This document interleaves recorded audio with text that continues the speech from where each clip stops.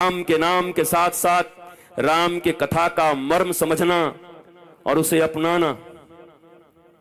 जीवन में जब ऐसे कोई परिस्थितियां खड़ी हों, आजकल तो हमने ऐसा सुना, हम अरुणाचल प्रदेश में एक भूतपूर्व सीएम आत्महत्या कर गए, बहुत पहले हार गए। तो एक व्यक्ति को टिकट नहीं मिला चुनाव का तो जहर खा लिया। ये भारत में रोज घटनाएं घट रही हैं।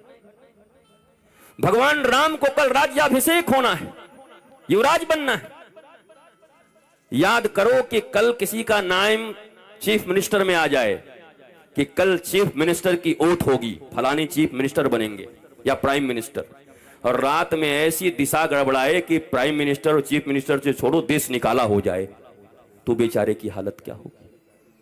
पार्टी में भी नहीं, देश में भी नहीं, बर्बाद हो गए हम रातों रात। वो तो मर ही जाएगा। यहां तो 500 रुपए किसी के ट्रेन में टिकट कट जा रहे हैं, जेब कट जा रहा है, कर अब जीने से क्या फायदा है।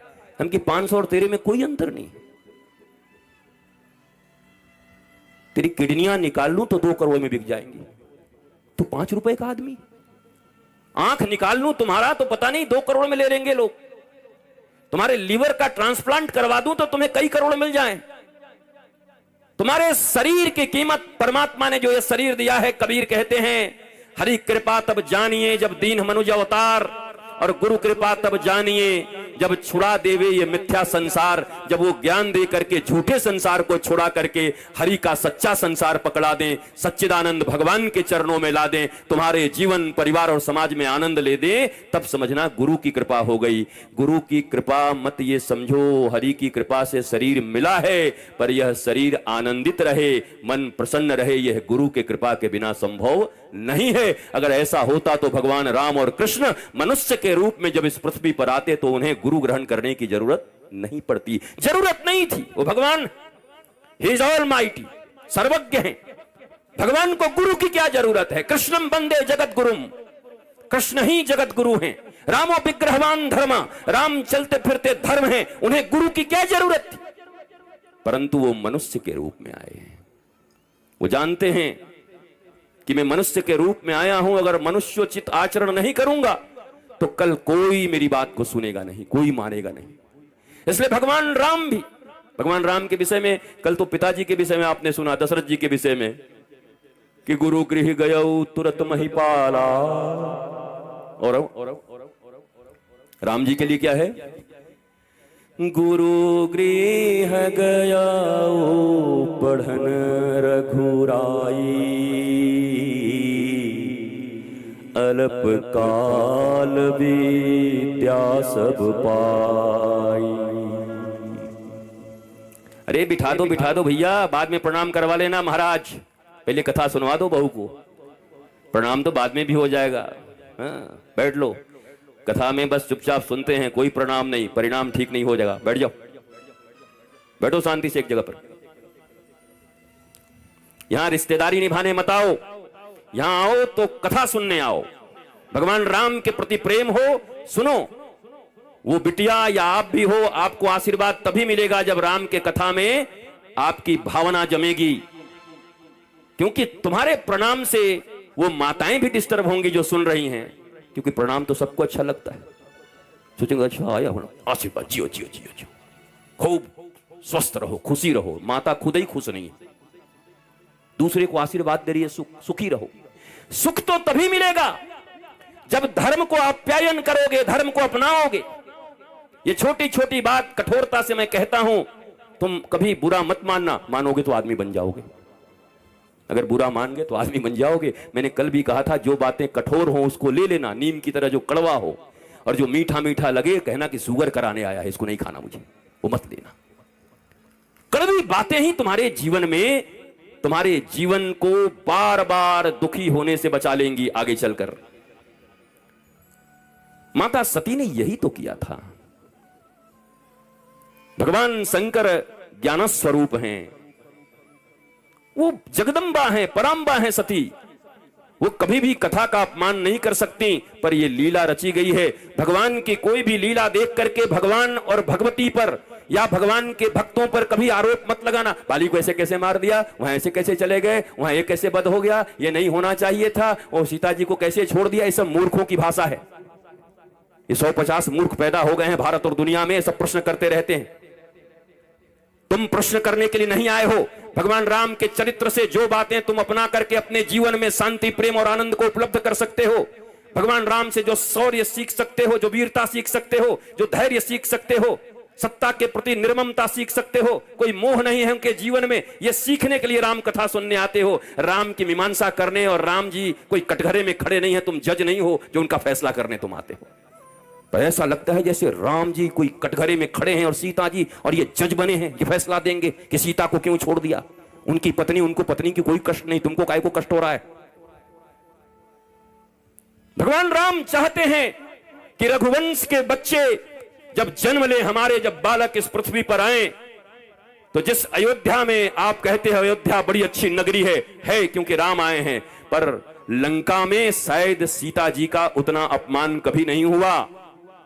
जब सीता जी अयोध्या में आ गई तो केवल एक की बात नहीं है कि एक ने ऐसा कहा, अयोध्या के घर घर में ये कानाफूसी हो रही थी। जब कोई पति पत्नी में लड़ाई होती ना, तब कहते हम राम हैं क्या, कितने दिन के बाद आएगी, हम रख लेंगे, अभी हम बता देंगे। भगवान ने देखा कि राजा से जनता प्रसन्न नहीं है, राजा के ऊपर कई आक्षेप उठाए जाते हैं, ये महारानी है सीता, जनता प्रसन्न नहीं है। भगवान राम तो ऐसे प्रेमी हैं कि आज तक ऐसा कोई प्रेमी बना नहीं। जिन ताजमहल को तुम प्रेम का निशानी मानते हो, और कहीं से खड़े होकर के 32 रुपए में एक ताजमहल ऐसे खड़ेर करके हैं, आई लव यू, आंखें दे दिए ताजमहल। वो ताजमहल जिसको बनाने वाले मजदूरों के हाथ काट दिए गए, जिन्होंने बनाए उनके हाथ काट दिए उसने। वो ताजमहल जिसके बनने के बाद, जिसके लिए बनवाया, उसकी मृत्यु हुई तो उसके बाद भी 10 शादियां कर ली उसने। ये कैसा प्यार है, ये कौन सा प्रेम था। ताजमहल कभी प्रेम की निशानी नहीं हो सकती। अगर इस पूरे दुनिया में प्रेम की कोई निशानी है तो एक ही निशानी है, पैदल निकले हुए भगवान श्री राम। न कोई सेना है, न कोई साथ है, बानर और भालुओं का साथ लेकर के। अरे छोटी मोटी नदी पर पुल बनाने में भी झारखंड की सरकारों को 10 साल लग जाते हैं, लेकिन समुद्र के ऊपर पुल बांध दिया भगवान राम ने बानर और भालुओं के साथ अपनी पत्नी के प्रेम में। अगर कभी प्रेम की कोई निशानी हो सकती है तो राम सेतु हो सकती है। राम सेतु देना प्रेम अगर कभी हो तो छोटा सा राम सेतु लेना, बोला ये लो, कभी संकट में फंस जाओगी तो समुद्र में पुल बना के भी आ जाऊंगा, भगवान राम का यह सेतु लो, ये याद करवाना। ये ताजमहल कब से प्रेम की निशानी हो गई। ये गुलामों की भाषा भारत में सीख ली है। ये रोमिला थापर के इतिहास, ये लिखे हुए इन लोगों के इतिहास, जिन लोगों ने ऐसे इतिहास लिखे हैं कि तुम्हारे वीरों, तुम्हारे सपूतों, तुम्हारे धार्मिक लोगों का कहीं कोई आख्यान नहीं है। आख्यान पता नहीं 1526 में कौन आया, उसका बेटा कौन था, उसका बेटा कौन था, उसका बेटा कौन था, भाड़ में जाओ, उसका बेटा कौन था, हमें क्या मतलब किसका बेटा कौन था। हम पढ़ेंगे तो भगवान राम के विषय में, हम पढ़ेंगे तो छत्रपति शिवाजी के विषय में, हम पढ़ेंगे तो महाराणा प्रताप के विषय में, हम पढ़ेंगे तो महाराज भीलों के विषय में, हम पढ़ेंगे तो झांसी की रानी के विषय में, हम पढ़ेंगे तो सबरी माता के विषय में। हम क्यों पढ़ने जाए कौन कहां से कितने ईस्वी में आया, उसका बेटा कौन, उसका दादा कौन, उसका चाचा कौन। ये सब भगोड़े थे, आक्रांतकारी थे, आक्रमण करने वाले थे, आए इनको मार के भगा दिया गया। अब इनका क्या इतना पढ़ना है इतिहास में। इतिहास पढ़ाओ कि एक सड़क पर चलने वाले बालक जिनकी माता जीजाबाई और गुरु समर्थ श्री रामदास की कृपा से छत्रपति शिवाजी महाराज ने हिंदवी स्वराज का कायम कर दिया, पूरे भारत में एक शानदार मराठा साम्राज्य कायम किया। ऐसे शिवाजी के इतिहास को पढ़ो। जिन घास की रोटी को खा करके, घास की रोटी 2 लोगों ने खाई, एक रघुकुल, जिन राम की कथा तुम सुनने आए हो, वो रघु घास की रोटी खाते थे, अस्तबल में बैठ करके घास खा रहे थे। जब उनके पास विप्र का बालक आया था दक्षिणा लेने के लिए, उसके बाद भी उन्होंने इतनी दक्षिणा दी, वो आश्चर्यचकित हो गया। आप खुद घास खाते हो अस्तबल में। रघु रघु रघु रघु। भगवान के इस कुल में आने के बाद भी आज तक कोई राम वंश नहीं कहता, कोई दशरथ वंश नहीं कहता, कोई दिलीप वंश नहीं कहता। कोई अजकुल नहीं कहता, रघुकुल कहता है। जहां स्वयं भगवान आए हो वहां भी राम कुल नहीं कहा जा रहा। जरा सोचो, भगवान उस कुल में आए हैं। अरे भगवान के चरित्र का क्या वर्णन करें? अगर भगवान के पूर्वजों के चरित्र का वर्णन हो तो शायद भारतवर्ष में हजारों वर्ष में राम जी के पूर्वजों के चरित्र का वर्णन भी संभव नहीं है। राम तो स्वयं भगवान है, उनके चरित्र का वर्णन क्या कर सकते? दिलीप का करोगे, भगीरथ का कर पाओगे? ये कैसे कैसे? राजा शिवी कौन से लोग हैं? हरिश्चंद्र एक साधारण, हरिश्चंद्र के जीवन में क्या है देखो। हरिश्चंद्र जी कौन है? एक साधारण राजा है, कौन नाम लेता? अगर उनके जीवन में उनके गुरु ने उनसे दक्षिणा न मांगी होती, जिस समय मांगा था उस समय, तो अगर आज ऐसी कोई दक्षिणा मांग ले तो लोग कहेंगे गुरु है कि कसाई है। और अभी सब कह रहे हैं सत्यवादी हरिश्चंद्र, इतिहास बड़ी गाते हो, पर वर्तमान में करने में आए तो पीछे हट जाते हो। वो हरिश्चंद्र जिन्होंने सपने में गुरु को दान दिया और गुरु ने कहा कि दक्षिणा कौन देगा? बोला महाराज सब तो आपको दे दिया। बोला अभी पत्नी तो है, अगर आज मैं किसी को कह दूं कि हमको दक्षिणा चाहिए, बोले बाबा पैसा नहीं है। बोला पत्नी बेच दे तो हमको लग रहा है कि पुलिस लगवा करके पहले भेजे में मरवाएगा 5 गोली। बोला पत्नी बेच दूं तेरे कारण? और वो भी कहेंगे हम सत्यवादी हरिश्चंद्र के वंशज हैं। खाक वंशज हो, किस बात के लिए? मेरे गुरुदेव सदा कहा करते, मौखिक ज्ञान नहीं व्यवहार ऐसी शिक्षा को धिक्कार। मौखिक ज्ञान तो बहुत है भारत के पास, पर अमल नहीं करते, अपनाते नहीं। ऐसी शिक्षा 2 कौड़ी की शिक्षा है। इस शिक्षा का क्या मतलब है? हम इतना ही जाने पर अपने जीवन में अपनाएं। जो भारत आज जाति और पाति के नाम पे मर रहा है, आज के 500 से 700 वर्ष के बीच में जो भक्ति आंदोलन आया, जितने भी संत और ऋषि महर्षि थे उन्होंने एक ही बात कही उस भक्ति आंदोलन में, जाति पाति पूछे नहीं कोई, हरि के भजे सो हरि के होई। जो हरि का भजन करता है वो सब हरि के हैं। यहां जात पात की बात मिटा दी 700 साल पहले। बड़े बड़े ऋषि और महर्षि इंतजार करते रह गए सबरी के, राम जी के। वो राम जी गए भी नहीं, जहां वो थी वहां गए भी नहीं। सबरी के आस पास में मतंग ऋषि की शिष्या थी सबरी। भारतवासियों को हर कथा अधूरी मालूम है। राम जी की भक्त थी सबरी। तुम सही नहीं हो, तुम्हारी पढ़ाई सही नहीं है, तुम्हारा ज्ञान सही नहीं है, तुम्हारा रामायण पढ़ने का ढंग ठीक नहीं है, तुम गुरुमुख होकर के रामायण नहीं पढ़े हो, मनमुखी तुमने शास्त्र पढ़े हैं। और मनमुखी जो शास्त्र पढ़ते हैं वो रावण की तरह होते। शास्त्र पढ़ने का भी एक तरीका है। हर व्यक्ति शास्त्र नहीं पढ़ सकता।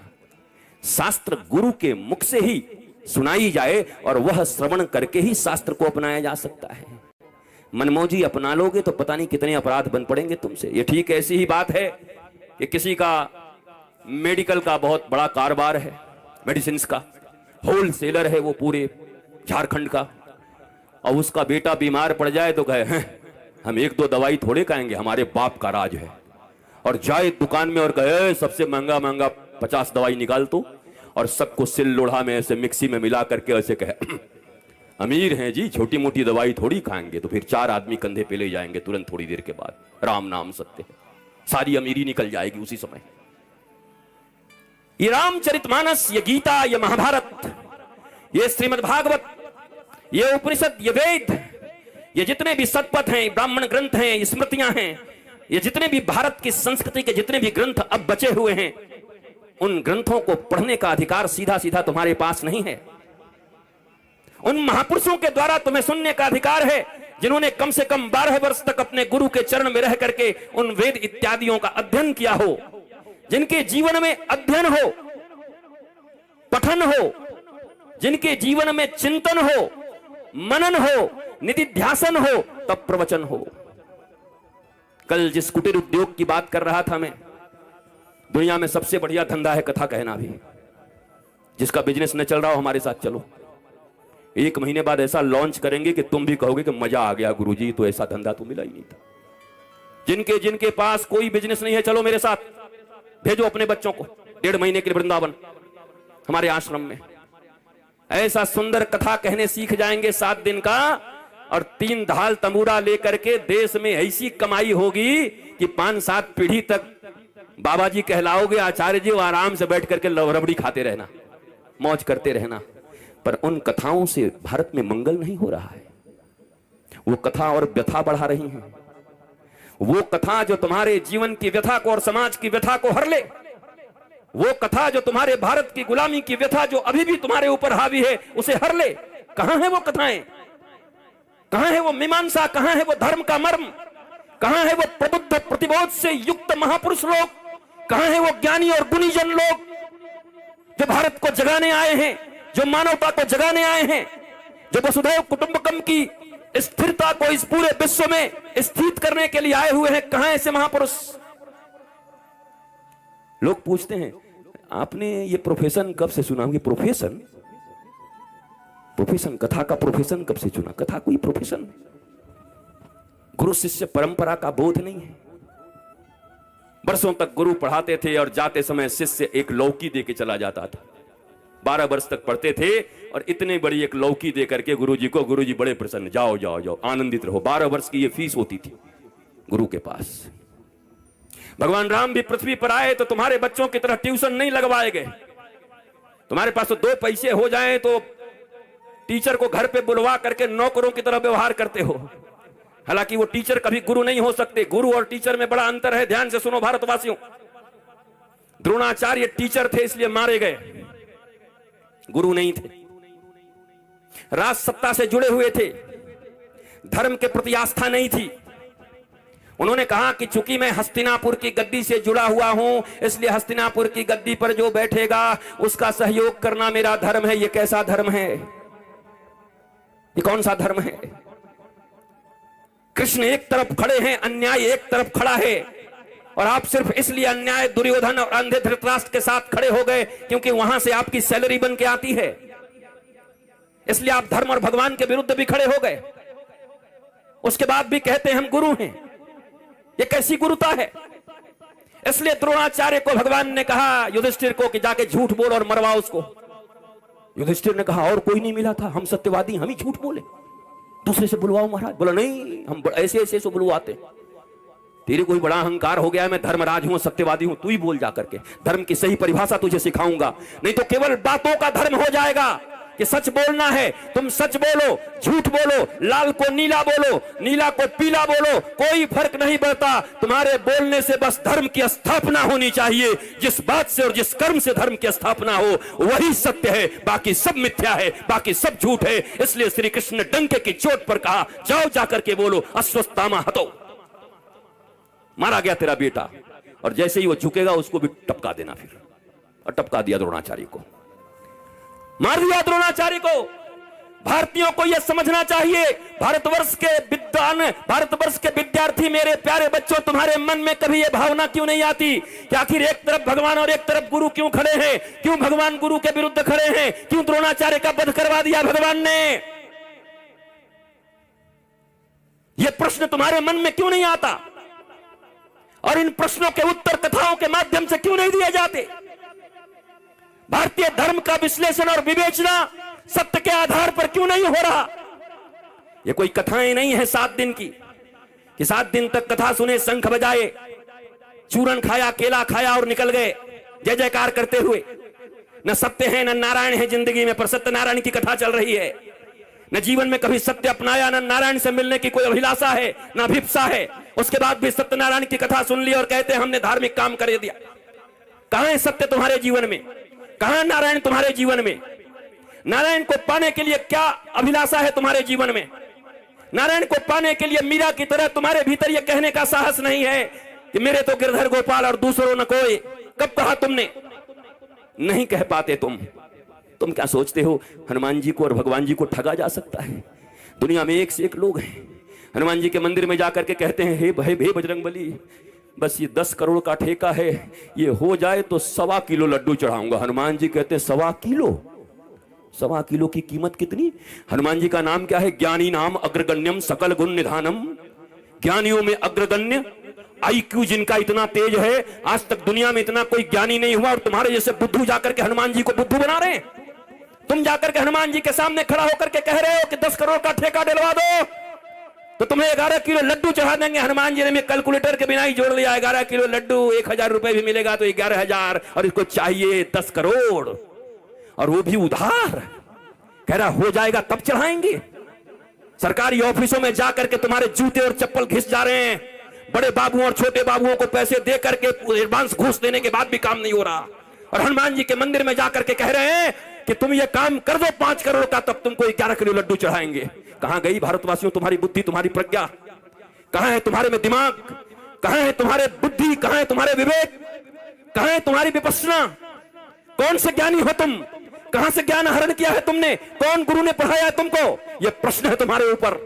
हो सकता है तुम एकेडमिक क्वालिफिकेशन में बड़े ऊंचे हो, आईएएस हो, आईपीएस हो सकता है तुम डॉक्टर हो, इंजीनियर हो। यही से तुम्हारे झारखंड है और बिहार में बक्सर में एक डीएम थे, उन डीएम का नाम था पांडे जी। पूरे जिले के तनाव नियंत्रण का जिम्मा उनके ऊपर था। परिवार में एक छोटी सी लड़ाई हो गई, उसको हैंडल न कर पाए, तनाव हो गया और गाजियाबाद में जाकर के ट्रेन के नीचे आत्महत्या कर लिया उन्होंने। आईएएस, इंडियन एडमिनिस्ट्रेटिव सर्विस, भारतीय प्रशासनिक सेवा।